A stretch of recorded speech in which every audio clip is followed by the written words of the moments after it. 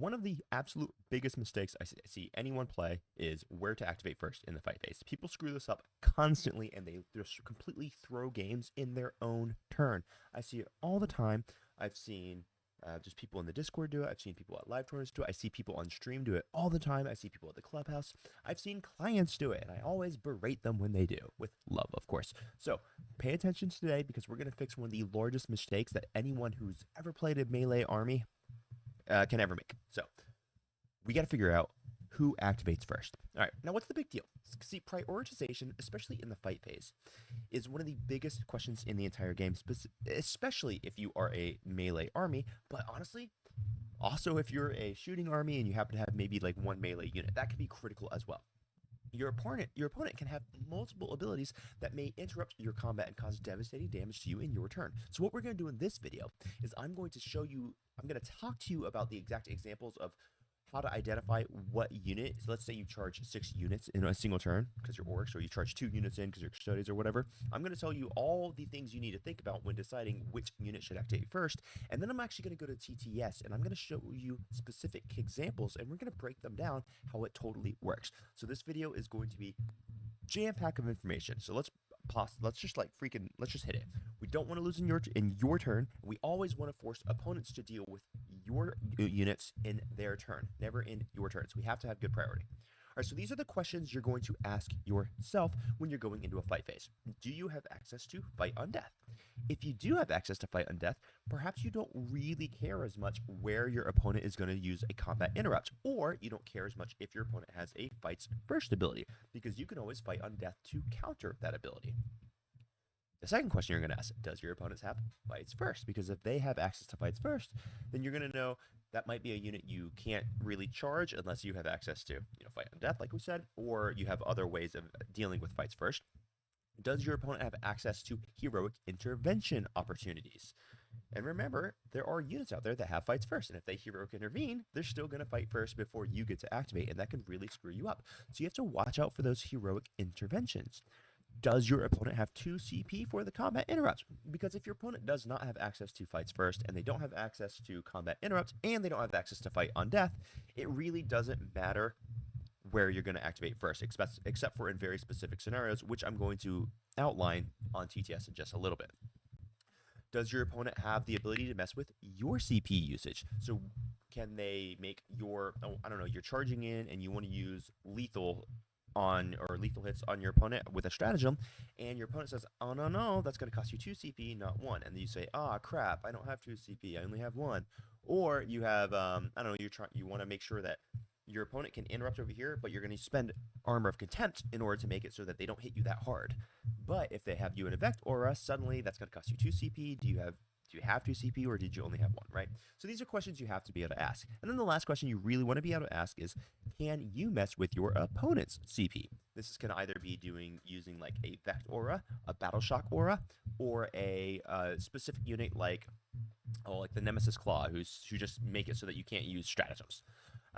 Remember, guys, a Vect Aura, when I use that terminology, what I'm referring to, I think it's called the Aura of Madison 10th edition. It's just an older term for the ability to make stratagems cost more CP. So if I have a Calidus nearby, it's going to cost my opponent 3 CP to combat interrupt. And if they use the 3 CP to combat interrupt, maybe that means that now they can no longer use the CP to, fight on death or buff their units in a specific way. So these are questions you have to ask yourself when you're trying to figure out where do you prioritize. Now, what are the things you're looking for in the actual combat? And then I'm going to go through all these examples live on TTS, so you guys are going to have a great understanding of exactly how to prioritize combat orders. Excuse me. Now, what are you actually looking on? You are absolutely looking for places where you cannot afford to be interrupted on. So, for example, if you charge Angron, you probably cannot afford to let your opponent spend 2 CP to combat interrupt with Angron. You probably have to kill Angron first, because otherwise he's going to combat interrupt and just murder your unit. You want to deprioritize places where you cannot maximize attacks. So there's actually a really brilliant example of this, and I'm going to show you on TTS how this works. This past weekend at the Cherokee Open, where an opponent threw the game because he he wasn't going to get enough attacks with one particular unit, so he should have started with a different unit, allowed his opponent to combat interrupt so that they could pile in to increase the amount of attacks that he was going to be able to get. And I'm gonna show you in detail how that works in case that was a little bit confusing in just like maybe 2 minutes. So there's you want to deprioritize places where you can't really maximize your attacks. You want to deprioritize places where you can't really be hurt that much. So let's say that I charge you with I don't know, a unit of JPI into your scouts. I probably don't care if you combat interrupt your scouts who just have close combat weapons into my JPI. So it's like, why would I prioritize that? I'm never going to start there. I'm going to start elsewhere. You want to prioritize places where movement is essential. There are going to be scenarios where if your opponent gets to activate first, they might be able to pile in to block your movement so that you can't get on a critical objective or score something. So that can be an example of a place where you really want to prioritize. Not because you're afraid of your opponent killing you, but because you're afraid of your opponent screwing up your movements. And then you want to prioritize places where you can eliminate the buff pieces or other vect auras for your opponents. So let's say you're charging on in, and there is a unit that's giving a 5-up feel no pain to the entire army. Well, you might want to kill that buff piece before you try to kill the rest of the army, and I'm going to show you that example as well. All right, so these are the questions you want to ask yourself. Take a picture. This is what you're going to want to look for. Now, let's go to TTS, and I'm going to break down 4 specific examples of how to prioritize appropriately. All right, I'm going to explain these things in detail, so you guys will have a really strong understanding of this by the time we're done. All right, here we go. So I've got 4 specific examples here. This example number 1, example number 2, right here in the middle. Sorry, I'll draw this out. Pen. That's kind of like a 2. Whatever. I don't care. That's 2. And then example number 3 and example number 4. Example number 1. So basically what we've done here is we have charged Gazkul, Mek, Urg, Thraka into Angron. My opponent, who has Exalted 8-bound nearby, decides, you know what, I am going to heroic intervene. Let's just make sure that we're based. Let's say that we based on the charge. We're going to make sure that we heroic intervene because we really want to kill Gaz and we want to screw him up. Now, what are you going to try to kill? Because these Exalted 8-bound can actually hit really, really hard. The reality is that you're almost certainly always going to put all of your attacks into Angron, though. Because what happens when you kill Angron, these Exalted 8-bound, even if it's a 6-man, let's say it's a 6-man, and they can actually do even more damage than Angron, perhaps.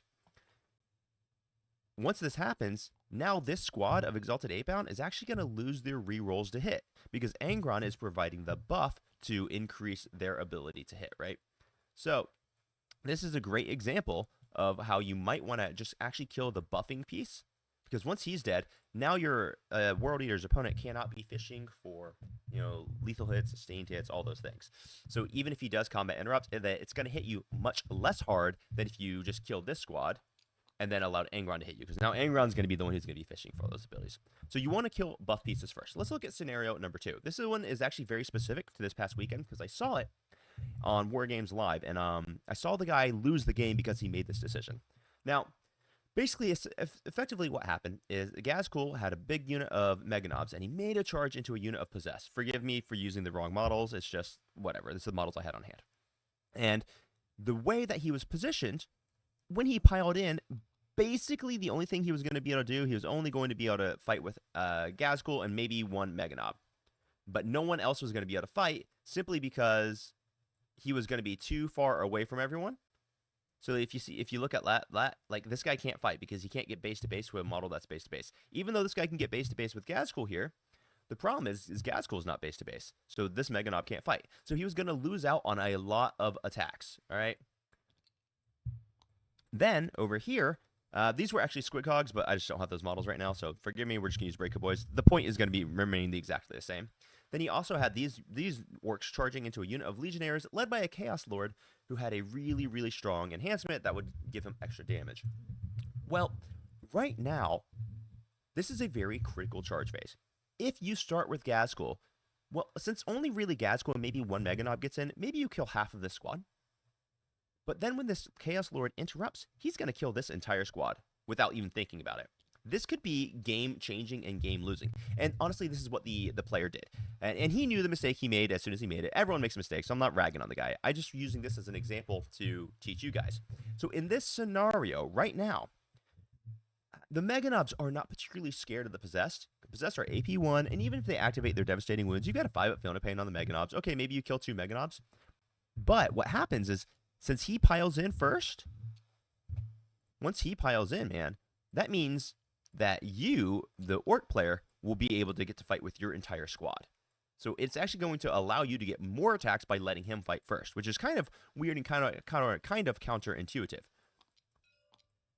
So what you will really do here is you actually want to activate with the Breaker Boys or the Squig Hogs if you were watching the actual match, because when you activate first here, you will end up killing most of this squad, if not the entire squad. Now, you don't care. As a matter of fact, you want your opponent to interrupt with a Possessed, because that's going to bring the Possessed closer to your unit, allowing you to pile in your entire units, and then probably wiping all of the Possessed. However, unfortunately, this would be the correct decision. Start with the Breaker Boys or Squig Hogs. Kill this unit, allow your opponent to interrupt on you, and then kill him back. Now, unfortunately, what the player did is he made an error in prioritizing which unit to fight first with, and because of that, he ended up losing the game. So basically what happened is Makari's base-to-base with this one guy, Gazgul piles in, he gets base-to-base with Makari, so he gets to fight. This one Mega Knob gets to maybe fight. I don't remember if one Mega Knob did or not. It doesn't matter. This Mega Knob can't fight, because even though he can get base-to-base with Gaz, since Gaz is not base-to-base with his model, then he doesn't get to fight. This guy can't fight, this guy can't fight, this guy can't fight. So effectively, it's only Gaz. Maybe one Mega Knob fought. I don't really remember. Maybe he didn't fight either. But Gazgul actually did really well, and he killed like almost maybe 7 guys. But even still, you don't wipe the squad, and that causes a big problem for you, because now the squad's alive. It allows them to fall back and to go do other things, while the rest of the army can handle Gaz in the next activation. But then he interrupted. He did a combat interrupt with the Chaos Lord and the Aspiring Champion, which completely obliterated this squad, which ended up collapsing the Orc player's entire flank and allowed the Chaos player to just end up dominating the game. Had he done it opposite, this squad would have been completely dead. The Orc player would have dominated this flank. Gazgul maybe would have lost 2 Mega Knobs, but because of the fact that these guys were now closer off of their pylon, the entire squad gets to activate, which would kill the entire Possessed squad. So overall, the entire game would have been much, much better had he just activated with the Breaker Boys, or actually the Squig Hogs if you watch it on stream. And then Gazgul would have gone in. So this is a much more intelligent way to prioritize. Now, another thing that happened on stream, this was all on War Games Live, by the way. Shout out to Joe. He just has the best live streams. I love what he does. This is another example of something that was happening. It wasn't Blood Angels. It was a different army. I couldn't remember who he was playing. But there was an unkillable brick of warriors, of Necron warriors. Well, this brick really isn't unkillable. It just so happens that you have to be able to prioritize killing the unit in a very specific manner, okay? So, basically what happened is the guy has a Ghost Arc and a Spider, or he might have had the Convergence or something giving a Feel No Pain. And then he had Orican the Diviner leading a big unit of Necron warriors. So Orican the Diviner gives them a 4-up invulnerable save. The Ghost Arc gives him a free reanimation once every fight phase, or shooting phase or something like that. It gives them a free reanimation. And the Canoptic Spider gives everyone a 6-up Feel No Pain and a 5-up Feel No Pain against mortals. Which basically meant that the unit could never be killed, because behind a 4-up Feel No Pain or invulnerable save and a 6-up Feel No Pain and regenerating, double reanimating basically every single turn, the unit just couldn't ever die. So if you want to kill a army like this, the combinations you got to set up, while maybe a little bit elaborate, are very possible. So this is how you would do it, okay? I just have the Blood Angels here just because of the models I have, so I'm going to show you how I would kill this entire combo. Let's say the Necron player has 1 CP. Well, I have my Calidus in here, and the Calidus is making sure that when Orican dies, because I'm going to precision him out, that he can't be resurrected. So, here's what I'm going to do. I'm going to charge in with the JPI and the Chief Librarian Mephiston, and hopefully I'm going to kill this Ghost Arc, because I want to make sure this Ghost Arc dies before anything else happens. Once this Ghost Arc is dead, now I have decreased the reanimations that are going onto the Necron Warrior, so I'm going to do that first. If I had another unit available, I would then want to kill the Canoptic Spider, but, I just don't have it, so I'm just going to leave the Canoptic Spider for right now. I will then have the Sanguinor activate, and I'm going to use the Precision Stratagem to kill Orican the Diviner, because once I kill Orican the Diviner, the 4-up invulnerable save on the Necron Warriors disappears. But that only disappears for the next activation. So if I were to kill an Orican with Commander Dante, well, during the rest of the activation for the Sanguinary Guard Squads, since they are attached to Dante, the Warriors would keep the 4-up invulnerable save. So what I want to do is I want to use a separate unit to precision out this character, kill him. Now the Necron Warriors will lose the Forp Invulnerable save in the next activation, which will be Dante. Now let's say I don't have this Calidus here in order to make the resurrect your character strategy cost 2 CP. Luckily, I have Dante, who has a Battle Shock aura, which makes the units take Battle Shock at -1. If they fail the Battle Shock aura, they can't interrupt, or they can't use the stratagem to resurrect the character. They can't do anything like that. So there's a couple different ways that you can screw up your opponent's ability to use CP. This is a great example of 2 separate ones. Now, once the Sanguinary has killed Orican the Diviner, it's very easy for Dante and the Sanguinary Guard to wipe the Necron Warrior squad. But if I don't do that first, and let's say I accidentally leave one model alive, this Ghost Orc's just going to start resurrecting the entire squad. He's going to keep the objective. He's going to be able to fall back and cause big problems for me in his following turn. So you got to do it in a very specific order. Orican has to die. Well, you want to kill the Ghost Orc first to stop all resurrections. Then we're going to kill Orican, and then we're going to murder the squad. Then you can do it in one turn. If you just try to charge just the Sanguinary Guard and kill Orican, and then you don't try to deal with the Ghost Orc, and you don't try to deal with the character first, you're just never going to get through, because inevitably what's going to happen is you're going to do like this. You're going to kill like this many warriors or something. Even if you kill a lot, even if you roll well and your opponent rolls bad, he's then just going to automatically resurrect like 5 or 6 of them. And then in his turn, he's going to resurrect another 5 or 6 of them. And then he's going to fall back from you and just shoot you to shit. So this is about how to prioritize activations. I have one more example for you guys today, and then I'm going to let you go. So this is another example of how Necrons are just really hard to chew through sometimes, and this is a unit that causes people a lot of problems. So you have a unit of Wraiths, and then you have a Technomancer attached to them. So what happens is the Technomancer actually gives the entire Wraith squad a 5-up Fiona Pain, and that is a very, very big problem, because Wraiths also have a 4 invulnerable save, and 4 wounds each, which makes them very, very challenging to kill. So a unit of bikes for Custodes, even when they're led by a captain, will not be able to kill a unit of Wraiths behind all that. They might kill 3 or 4, depending on how well the Fiona Pains go. And then they would just be resurrected up, and it just will never die. So instead, what I'm going to do is I'm going to charge with the Calidus first. I'm going to precision out this Technomancer. The Technomancer dies. Then, in the next unit's activation, the bikes will be able to wipe the Wraiths because they no longer have that Fiona Pain. However, if I were to not have the Calidus here, and I were to precision out the Technomancer with the Bike Captain, the Wraiths are going to keep the 5-up Fiona Pain for the rest of this activation. So maybe I only kill like this many. The difference here is dramatic. Have the Calidus kill the Technomancer first, and then the Wraiths die. That is a much better way to play the game. So there you have it, guys. These are 4 different great examples of how to prioritize attacking order in the combat phase. If you need more information about this stuff, then you can hop in the Discord with the members-only Discord. It costs you like $4 a month or something like that. You can sign up by becoming a YouTube member or a coffee member. And if you want specific help, then you can book coaching calls or join the coaching membership, where I help to develop you into a rock star gamer. And where we do like a call every single week to just watch progression as you go along. And we 100% make it so that you become an amazing Warhammer player. So with that, I'm going to take off today. If you guys have more questions, put them in the comments down below. Maybe I can compile some of them. I can do a follow-up video if you guys need it. With this was Happy Crumpin'. Crump on, baby. Bye-bye.